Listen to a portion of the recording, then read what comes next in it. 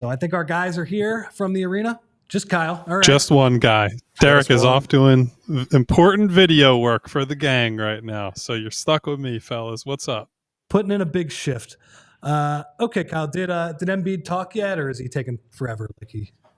Yeah, well, yes, as you know, he likes to take his sweet time. He not only got to watch some of the Warriors game, but spent some quality time with Bub in the corner hanging out. So but yes, we did indeed get to talk to him, and we got I'd say probably like 5-6 minutes of time with him. So decent amount, but nothing crazy. That's not bad. Big headlines coming out of that. He and Paul George both did not rule out playing tomorrow. Now that doesn't mean that they will play against Cleveland. In fact, I would say I still slam the doubt button for both of them, especially Joel after the extended absence. But he made I hear a bell ringing over there. That's the doubt button, Kyle. Yes, I think that works perfectly. So Joel said something to the effect of, it's going to depend on the medical guys. Said he wants to play, like he knows their record. Cleveland obviously is absolutely rolling right now. It's a good litmus test game if you can have a semi-healthy, coherent team out there. And he joked, he was like, I know I said I'd never play back-to-backs, but I'm also a troll, so you never know. Jeez. So that's where we're at right now, fellas. So I can't say whether he will or won't, but that's where we're at. So, okay, so obviously Kyle well below his normal standard, but also we have seen him struggle in open games. Now, I think that was a little bit different, and then I thought he was moving pretty well defensively. I saw that you noted that in piece. He just had no play strength on the offensive end. I mean, it was like he was getting pushed off his spot. The Knicks were daring him to drive. He couldn't do it. So that's concerning. I don't know whether that's something that'll get better in a few weeks. I've seen him play much better, or this is going to be more of an issue moving forward. What was his take on why he struggled so much offensively tonight? Yeah, I think so. From what it sounded like coming from him, it was that he still is not at that trust level that he needs to be with the knee, right? And I think it did show up a lot more. I was glad you pointed it out, Rich, earlier tonight, where I think his recovery speed on defense was good. He made some, he's defending out, like coming up to the level. Like they didn't just have him sit by the rim all game, and they mixed some coverages up. And so I thought that was hugely encouraging because I didn't think we were going to get to see things like that for at least a couple weeks, right? I thought they'd be conservative. He wouldn't move too much.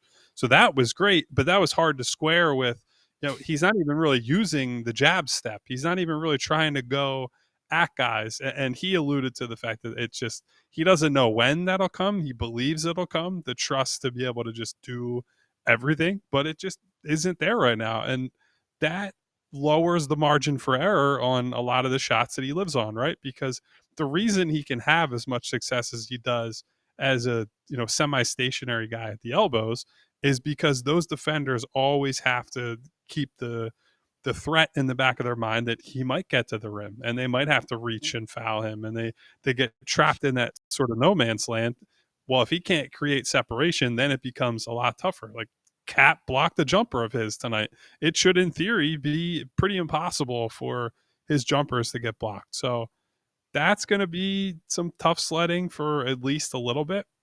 And I do think he also noted when we were talking to him, he still feels this year that a big part of his job, maybe bigger than in the past, is more setting up the other guys, like being more impactful as a screener and, like not necessarily like letting the game come to him to some degree.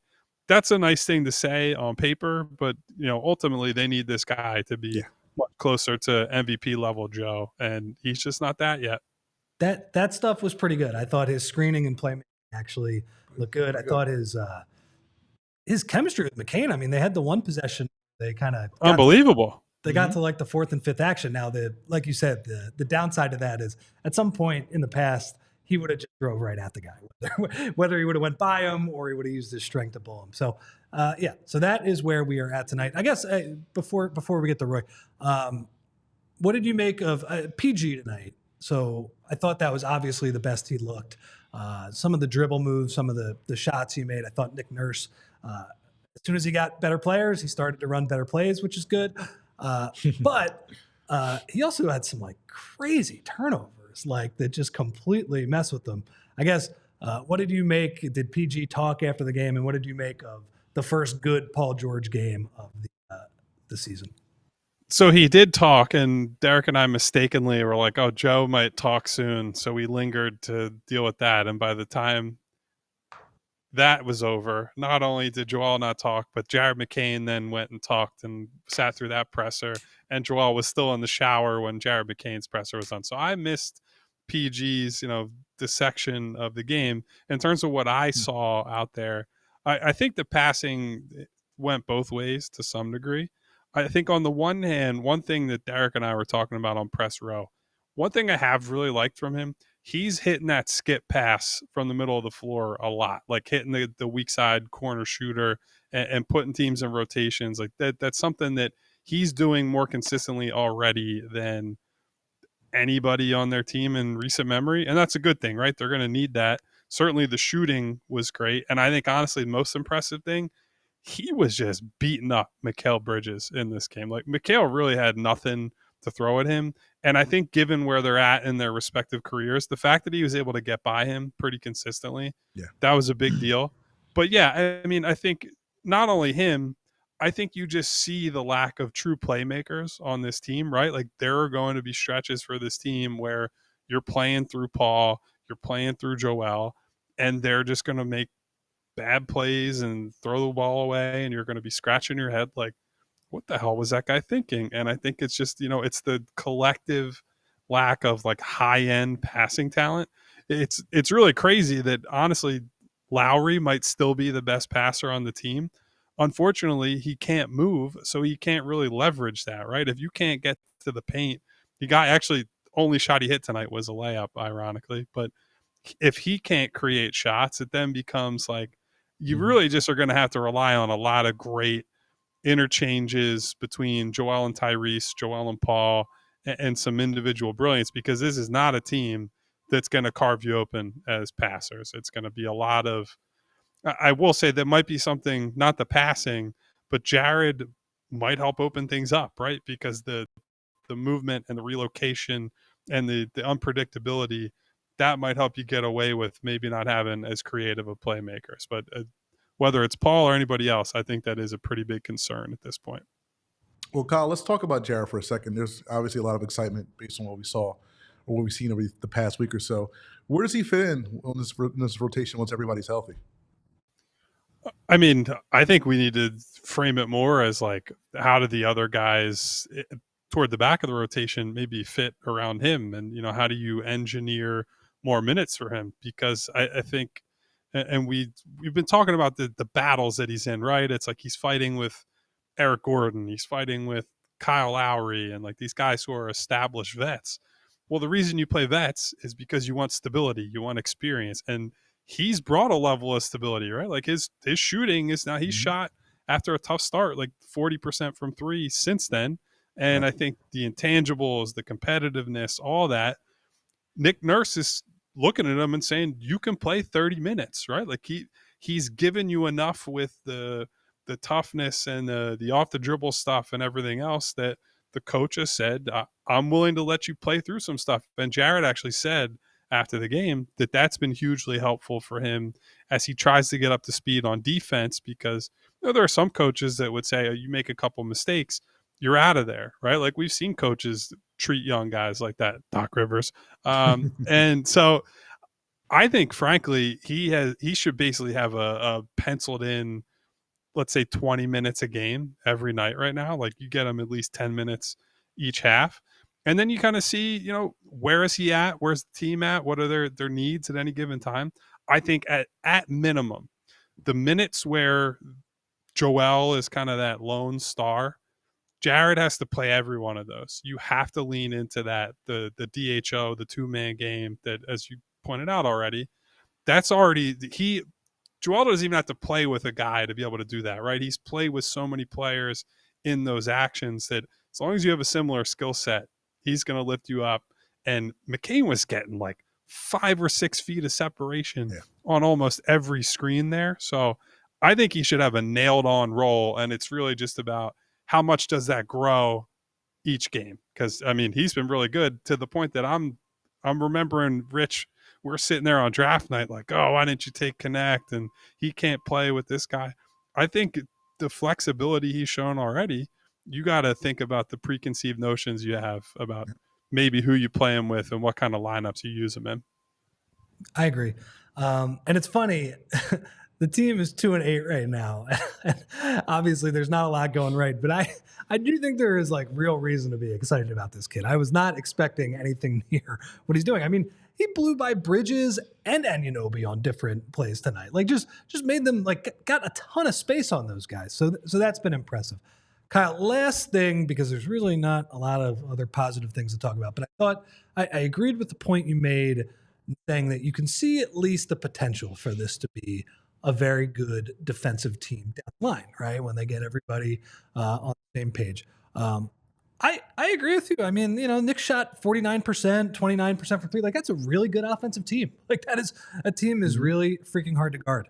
What did you see tonight from them specifically that kind of gave you that viewpoint? Well, so one, I think as we talked about, Joel moving as well as he did defensively, that was one of the big outstanding questions, right? If he was moving around like he did most of the Olympics, you have to reassess like, okay, how good can their defense be? Because that version of Joel simply was not moving around well enough to prop up the team and, you know, get them from where they've been at to, you know, closer to an elite level. But I think since you saw PG come back, I think him and Caleb specifically, the interchanging that they can do, like their instincts as off-ball guys, just their activity with their hands and their, you know, their wingspan and passing lanes. I think they had like 7 combined steals between the two of them tonight, and they had 6 combined steals in the previous game. Like these guys are constantly turning teams over. And look, it's not always going to be pretty, right?